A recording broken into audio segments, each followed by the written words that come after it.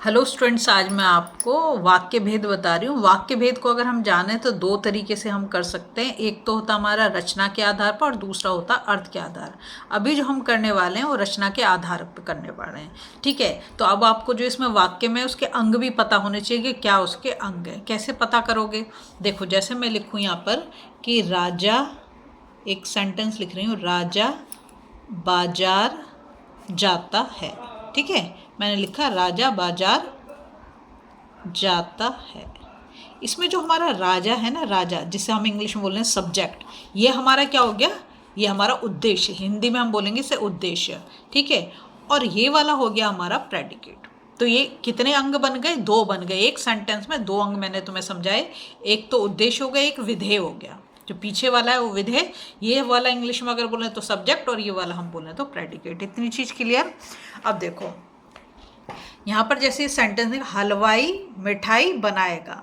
एक simple sentence है जिसे हम बोलते हैं सरल वाक्य। क्या बोलते हैं? सरल वाक्य। ठीक है, यहाँ लिखा है हलवाई मिठाई बनाएगा और बाजार में बेचेगा।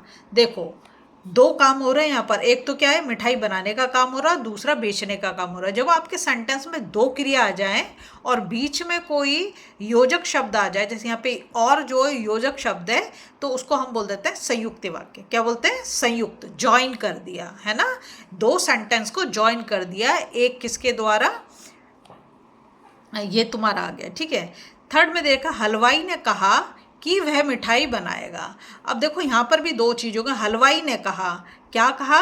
वह मिठाई बनाएगा। तो यहाँ पर की आ गया। ठीक है, तो ये जो हमारा ये मिश्र वाक्य हो गया। बात को समझो, अगर एक ही क्रिया दे रखी है, एक ही सब्जेक्ट है, तो तुम्हारा जो हो गया, क्या हो गया? सरल वाक्य हो गया। और अगर दो क्रियाएं, जैसे यहाँ पे मिठाई बनाएगा और बेचेगा, दो दो क्रिया हो गई और उसको एक शब्द से हम जोड़ रहे हैं, ठीक है, तो वो हमारा क्या हो जाएगा? क्या कहते हैं? संयुक्त। ठीक है, संयुक्त का मतलब जॉइन, दो चीज़ों को जोड़ रहा है। फिर तीसरे में देखो, हलवाई ने कहा कि वह मिठाई बनाएगा। अब किस पे डिपेंड कर रहा है? कौन कह रहा है? हलवाई कह रहा है। तो यहाँ पर हम दो चीज़ों को, एक सेंटेंस दूसरे सेंटेंस के ऊपर डिपेंड कर रहा है। जब एक सेंटेंस दूसरे सेंटेंस के ऊपर डिपेंड कर रहा है तो हम उसे बोलेंगे मिश्र वाक्य। ठीक है, अब देखो और चीज़ें क्लियर होती जाएंगी, आपको मैं एग्जाम्पल दे दे के समझा दूंगी। वाक्य भेद जैसे मैंने बताया तीन तरह के, सरल वाक्य, संयुक्त वाक्य और मिश्र वाक्य। किसके आधार पर हम कर रहे हैं? रचना के आधार पर। हम अर्थ के आधार पर नहीं कर रहे। दो तरीके से कर सकते हैं जो मैंने आपको पहले बताया। अब देखो सरल वाक्य, यहाँ उदाहरण दिया, माता जी स्वेटर बुन रही हैं। जैसे कि मैंने आपको पहले बताया, माता जी क्या हो गई? माता जी तो हो गई यहाँ पर उद्देश्य, मतलब सब्जेक्ट, और स्वेटर बुन रही हैं क्या हो गया? ये होगा हमारा विधेय, जिसे हम बोलते हैं क्या? तुम्हारा प्रेडिकेट इंग्लिश में। देखो क्या लिखा है, इस वाक्य में माताजी उद्देश्य है और स्वेटर बुन रही है विधेय है। जिस वाक्य में एक उद्देश्य और एक विधेय, मतलब एक तो सब्जेक्ट हो और एक ही तुम्हारी जो क्रिया आ रही हो, वह सरल वाक्य कहलाता है। बिल्कुल क्लियर है? अब देखो हम आगे जाते हैं, आगे देखते हैं। और भी इसके कुछ एग्जाम्पल लिए सरल वाक्य के। क्या है? सीता कथा सुन रही है, तो इसमें सीता क्या हो गया? सीता तो उद्देश्य हो गया, कथा सुन रही क्या हो गया? विधेय हो गया, है ना। फिर लिखा बच्चे लेख लिख रहे हैं, तो बच्चे क्या हो गए? बच्चे विधेय हो गया, और लेख लिख रहे हैं क्या हो गया? ये हमारा यहाँ पर, सॉरी, ये उद्देश्य हो गया और ये हमारा विधेय हो गया। फिर अब पानी बरस रहा, तो पानी क्या हो गया? हमारा उद्देश्य, और बरस रहा है क्या हो गया? विधेय हो गया। तुम ये देख रहे हो यहाँ पर हर जगह एक ही क्रिया है, जैसे क्या? सुन रही है, लिख रहे हैं, बरस रहा है ना। फिर यहाँ पर वृद्ध चौपाल पर बैठकर परस्पर चर्चा कर रहे हैं, तो यहाँ पर क्या हो रहा है? चर्चा करने की बात हो रही है, तो एक ही काम हो रहा है ना, डिस्कशन चल रहा है, एक ही काम हो रहा है। और वृद्ध क्या हो गए? वृद्ध हो गए तुम्हारे उद्देश्य, मतलब सब्जेक्ट।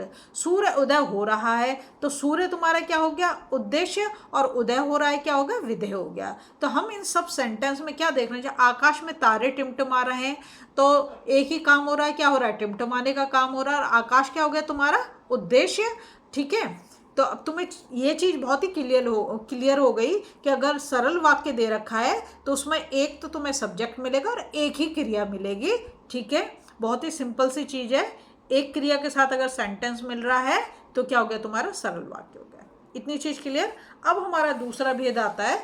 दूसरा भेद जो है वो हमारा वाक्य भेद संयुक्त वाक्य है। संयुक्त में आप देखोगे कि दो सेंटेंस को जोड़ा गया है और उनके बीच में कंजंक्शन आएगा। कंजंक्शन मतलब जो दो सेंटेंस को, जैसे हम एंड और बट ये सब कुछ यूज करते हैं ना, तो यहाँ हिंदी में और आएगा, तथा आएगा, परंतु आएगा, बल्कि आएगा, है ना, लेकिन आएगा। ये सब जो अगर आ रहे हैं आपके सेंटेंस में, तो ये पहचान है कि वो क्या है, संयुक्त वाक्य। अब देखो सेंटेंस को, स्मिता ने बाजार से सामान खरीदा और घर आ गई।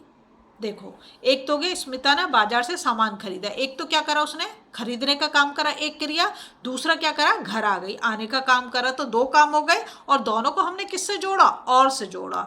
तो और जो है हमारा, उसे हम बोलते हैं समुच्चय बोधक अव्यय। क्या बोलते हैं, समुच्चय बोधक अव्यय, मतलब ये दो सेंटेंस को जोड़ रहा है। क्लियर।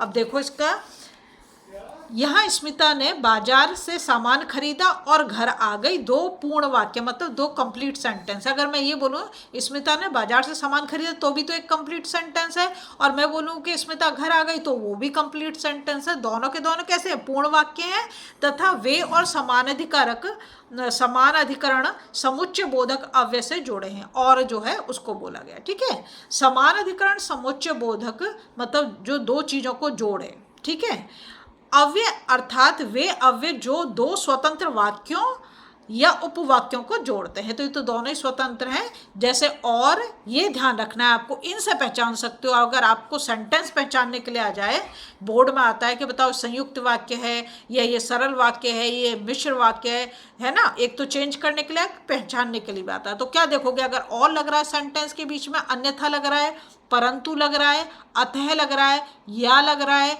बल्कि लग रहा है, या इसलिए लग रहा है, वह लगा हुआ है, एवं लेकिन, ये अगर शब्द आपको दिख जाए सेंटेंस के अंदर, तो बिना सोचे समझे उसको क्या लिख दोगे, संयुक्त वाक्य लिख दोगे। ठीक है, जिस वाक्य में तो स्वतंत्र वाक्य मतलब फ्री है, समान अधिकरण समोच्च बोध, ये जो मैंने वर्ड्स अंडरलाइन करें, ये अव्यय से जुड़े हैं, तो संयुक्त वाक्य कहलाता है। दोनों चीजें क्लियर हो गई।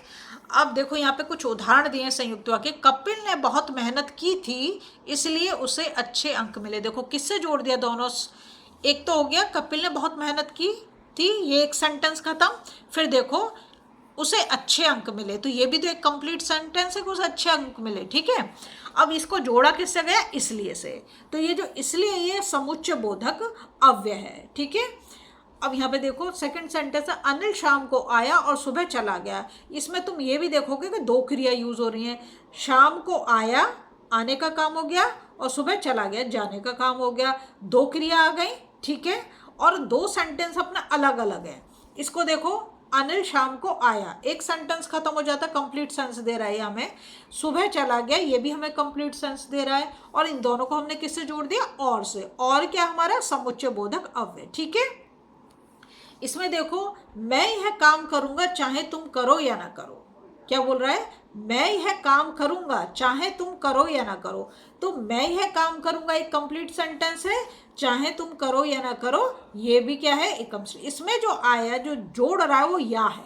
क्या है, इन दोनों सेंटेंस को जो जोड़ रहा है वो क्या है, या है, आ गया। ठीक है, फिर आया, अनीश सितार बजा रहा था और कबीर गा रहा था। दोनों अलग अलग हैं। देखो, अनीश सितार बजा रहा था, कबीर गा रहा था, दोनों इंडिपेंडेंट सेंटेंस हैं। दोनों में से कोई भी एक दूसरे के ऊपर डिपेंड नहीं कर रहा, और बीच में क्या आ गया तुम्हारा, समुच्चय बोधक अव्यय आ गया। और शैला ने दरवाजा खटखटाया, एक सेंटेंस खत्म, परंतु किसी ने दरवाजा नहीं खोला। ये दूसरा सेंटेंस, किसी ने दरवाजा नहीं खोला, और बीच में क्या आ गया इन दोनों को जोड़ने के लिए, परंतु। एक और चीज ध्यान देखें, अक्सर इसमें तुम्हें कॉमा भी दिख जाएगा। देखो, इसलिए से पहले कॉमा है। ठीक है, यहाँ पे देखो चाहे से पहले कॉमा है, यहाँ पर देखो परंतु से पहले कॉमा है। ठीक है, महान लोग दूसरों के बताए रास्ते पर नहीं चलते, कॉमा आ गया, बल्कि अपना रास्ता खुद बनाते। तो यहाँ पर जो आ गया समुच्चय बोधक क्या हो गया, बल्कि, जैसा हम इंग्लिश में बट लगा देते हैं, है ना। तो ये चीज क्लियर हुई। अब इसके बाद आता है हमारे इसका तीसरा भेद, वो है मिश्र वाक्य। मिश्र वाक्य में क्या है, ये दो डिपेंडेंट, मतलब सबऑर्डिनेट बोल सकते हो, कि एक सेंटेंस दूसरे के ऊपर डिपेंड करेगा कि अगर एक चीज होगी तो दूसरा काम होगा, अगर एक चीज नहीं हुई तो काम नहीं होगा। जैसे तुम्हारी मम्मी तुम्हें धमकी दे, पढ़ोगे तो बाहर ले जाएंगे, नहीं पढ़ोगे तो नहीं ले जाएंगे। मतलब अगर पढ़ लिए तो काम होगा दूसरा, नहीं तो घर में बैठे रहो। जैसे ही माँ आई वैसे ही बच्चे उनसे लिपट गए। देखो, जैसे ही माँ आई, क्या अगर माँ नहीं आती तो बच्चे लिपटते नहीं। बच्चे किस पे डिपेंड कर रहे हैं? माँ के आने पे डिपेंड कर रहे हैं, तभी वो उनसे लिपट पाएंगे। ठीक है, तो यहाँ जैसे वैसे भी तुम्हें मिलेगा देखने को, जैसे ही माँ आई वैसे ही बच्चे लिपट गए। अब इस वाक्य में जैसे ही माँ आई मुख्य वाक्य मतलब मेन सेंटेंस है, प्रिंसिपल भी बोल सकते हैं इसे, और वैसे ही बच्चे उनसे लिपट गए आश्रित मतलब ये डिपेंडेंट है। दूसरा वाला सेंटेंस फर्स्ट सेंटेंस के ऊपर डिपेंडेंट है, आश्रित उपवाक्य है। साथ ही ये ऐसे जैसे ही वैसे ही व्यधिकरण समुच्चय बोधक से जुड़े हुए हैं।